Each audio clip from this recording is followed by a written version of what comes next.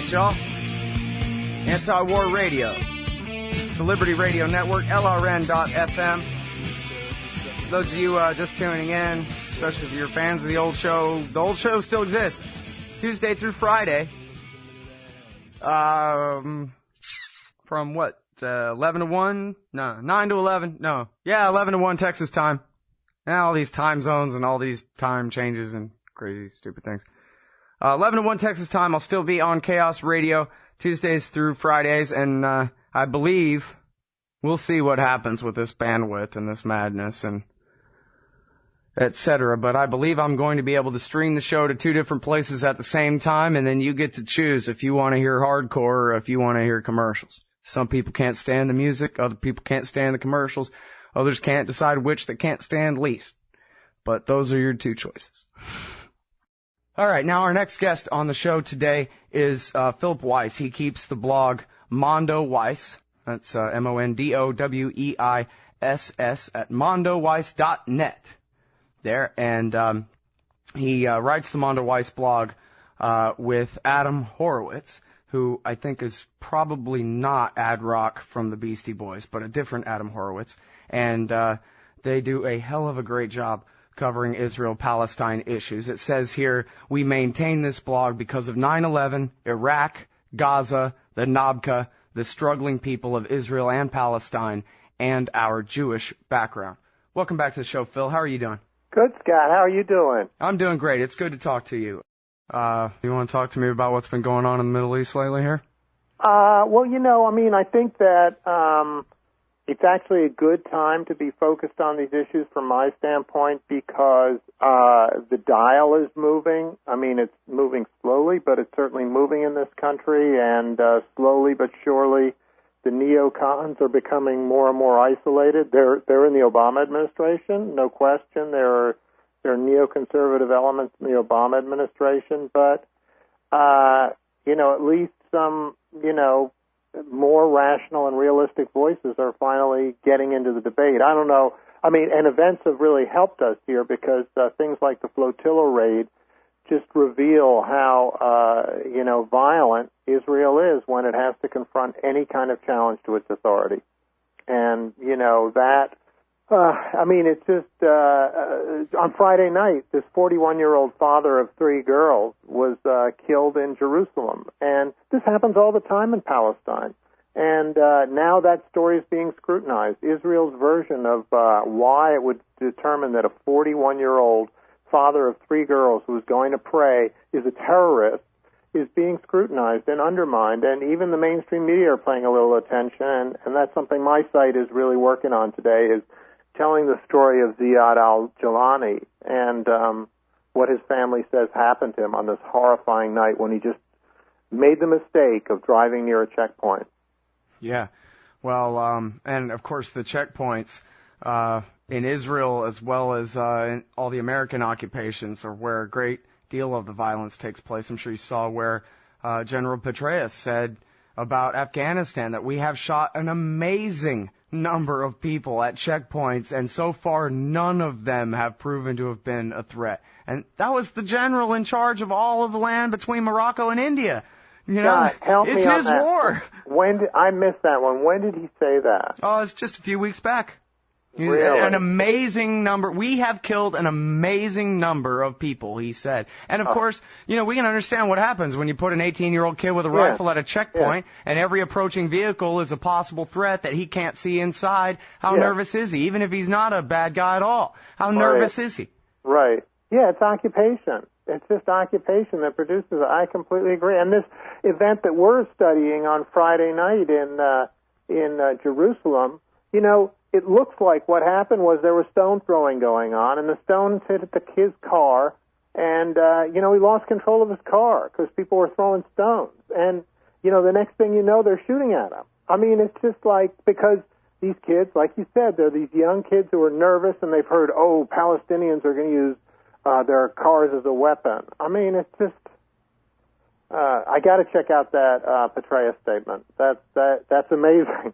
Well, the parallels between the mindset of the people in charge and the population, I think, of Israel and the United States on all these issues are so comparable. This, for example, kind of the basic premise that we are number one and strong and good, and that's why everyone hates us so much, that we are always on the defensive, that anyone who could possibly resist our authority, as you said, are considered to be a horrible, dangerous threat. And that's what a threat means. When there are no actual threats, all you have left as a threat is anyone who could dare strike back or have the ability to do anything in retaliation.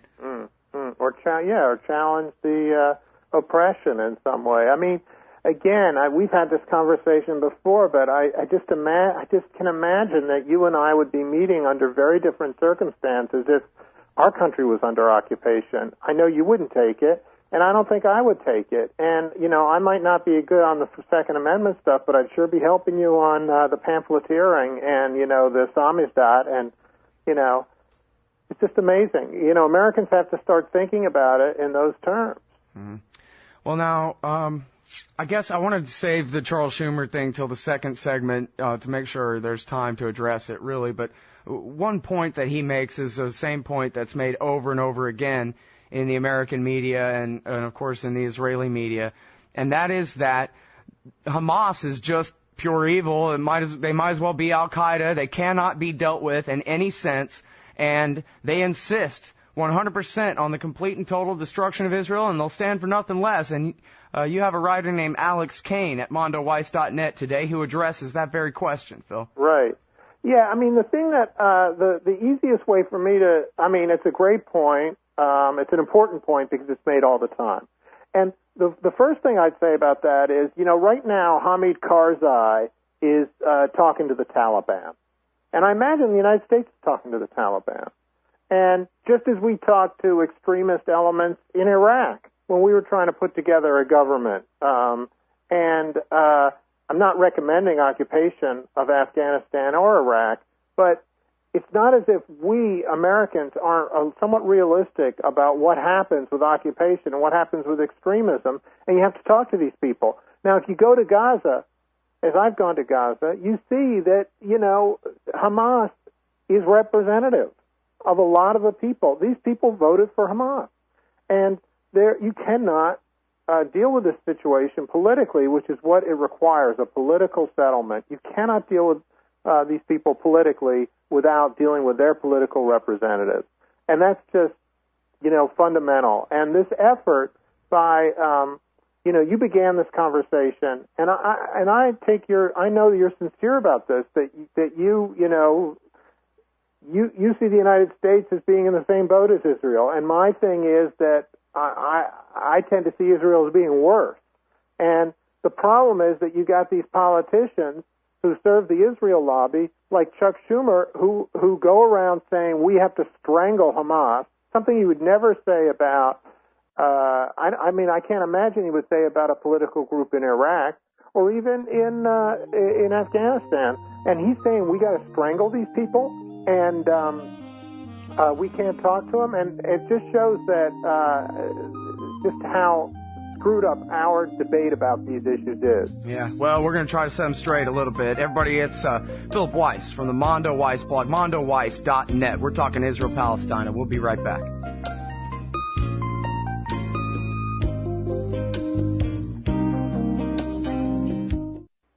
You can put the Liberty Radio Network on the air in your area. Visit affiliates.libertyradionetwork.com to learn how. That's affiliates.libertyradionetwork.com. I'm not a cool guy anymore. It's if I ever was before. I took a look at all the signs. They're rolling over in my mind. All right, y'all, welcome back to the show. It's Anti-War Radio on the Liberty Radio Network, 9 to noon, West Coast time, Monday through Friday here on the Liberty Radio Network, LRN.FM. And I'm speaking with Philip Weiss from the Mondo Weiss blog. That's mondoweiss.net.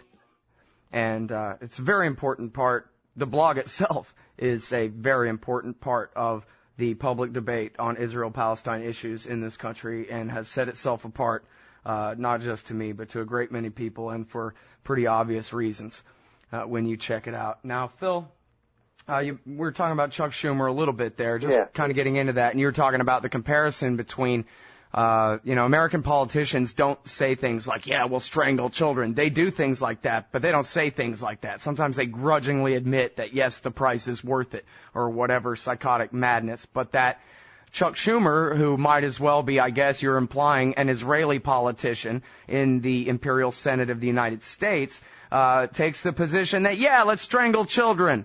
Yeah, and I mean, that's right. He basically is taking that position. I mean, obviously, he said, let's strangle them. But, he economically, he claims, but, it's a grotesque statement. And this is a guy who stood up in front of AIPAC and said, Am Yisrael Hai, Israel live, and in Hebrew.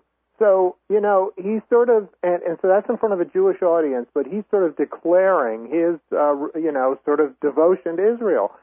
And what I find kind of bizarre about all this is, and the hopeful thing also is that they never get challenged on this, but it's beginning to change because the Democratic Party, that represents the left, there's beginning to be some stirring. And I imagine it's in the Republican Party too, but you see 53% of Democrats saying they have a negative view of Israel. So the question is, if this American street is beginning to shift on Israel, why don't the politicians begin to reflect that? And I think that we will see some gradual shift on that. And, what you did with Alan Grayson, I haven't listened to that yet.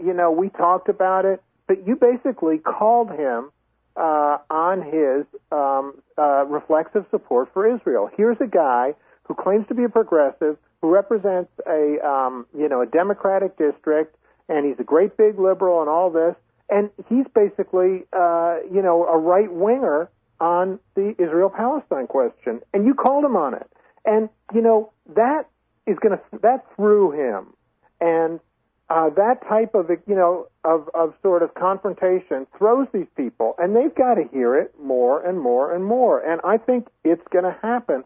The street is going to start rising up on these questions. All right. Well, I got two things for the record I need to say here. One is, don't listen to it. I really wish I'd handled it better. It could have been much, much better. I'm going to be happy when I hear it.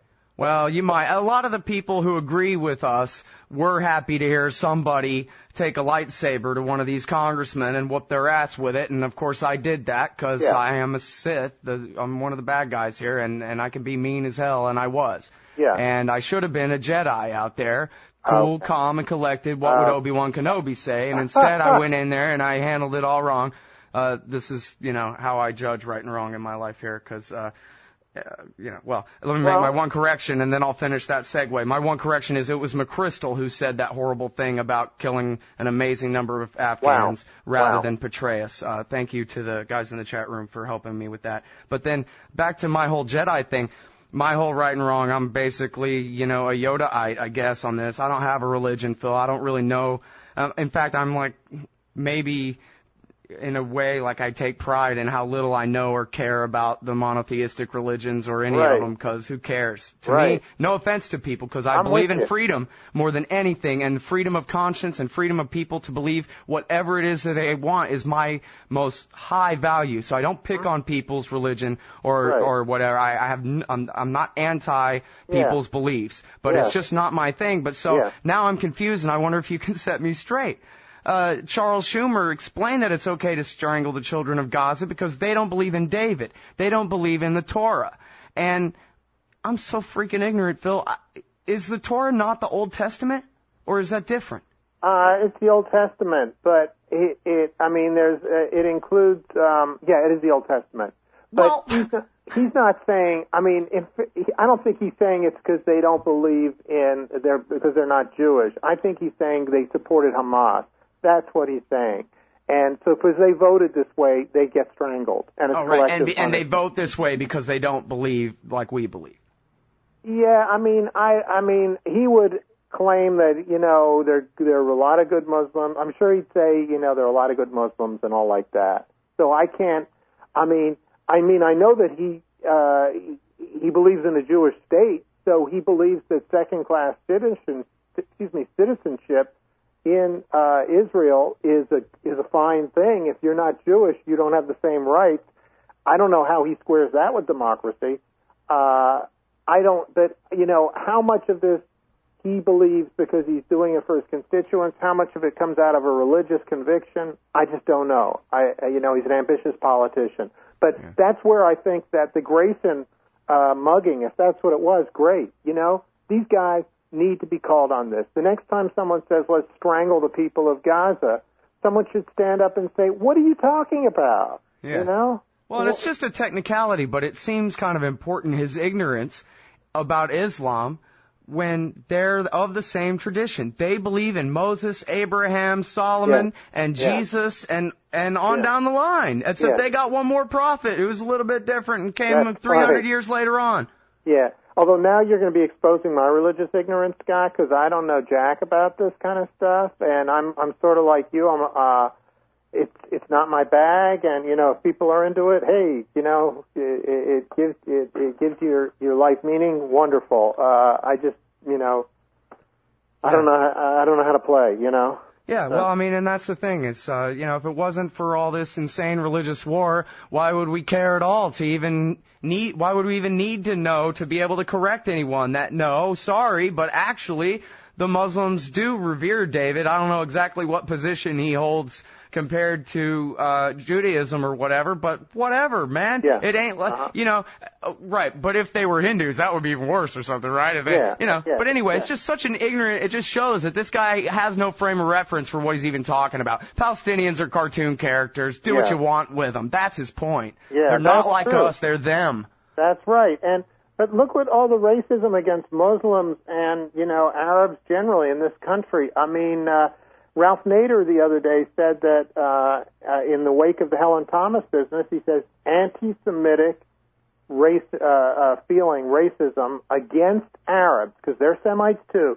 Anti-Semitism against Arabs is rife in this country. And he's a Lebanese American, so he knows whereof he speaks. Yeah. And, here's this woman who made this, unfortunate comment, and she lost her job. In addition to saying that there's an occupation that's been oppressing the Palestinians, she made the comment that, the Israelis should leave that Palestine. She's an anti-Zionist. She makes that comment, and poof, a 60-year-long iconic career goes right down the crapper. Mm-hmm. And you hear intolerant views from Jews all the time, supporters of Israel all the time, and we don't demand that sacrifice in that situation. Yeah, and it really is incongruent. I was just speaking earlier with Pierre Tristram, a journalist who covered a story about an attempted bombing, like a pipe bombing type attack on a mosque in Jacksonville, Florida, and nobody even cared. And the lead up to it got no coverage. And the lead up to it was the city council demagoguing against a local Muslim leader who had been associated with CARE in the past. And so therefore he was an international terrorist like Ayman al-Zawahiri. And they demagogued and demagogued and demagogued against this guy. And it led to pipe bombing. Talk about inciting violence and all that stuff. That's what they like to do. That's your limit on free speech, right? Well, here's the government of Jacksonville. Well, it just goes without people even noticing or caring at all. And it goes really along with the whole Daniel Pipes view of the world, the neoconservative thing. I'm so glad you point out that Arabs are Semites here. I mean, what does this remind you of, Phil? That there's this group of Semites who secretly all communicate telepathically with each other, and they are infiltrating our society in Europe and in America, infiltrating the West with their evil secret religion that we're all excluded from somehow, and they're bent on subverting and destroying us. And so we have to do something about it. I mean, this is the protocols of the elders of Islam that we're hearing from these men. It's a mirror, and it's like, part of it is, I think, since I'm so immersed and grew up in Jewish culture, some of it, I think, is, Jews are trying to enact their own history on the Palestinians now. I'm sorry, we gotta go. I'm so sorry we're out of time. It's mondoweiss.net, y'all. Philip Weiss. Thank you. Pleasure, Scott. Anti-War Radio. See y'all tomorrow.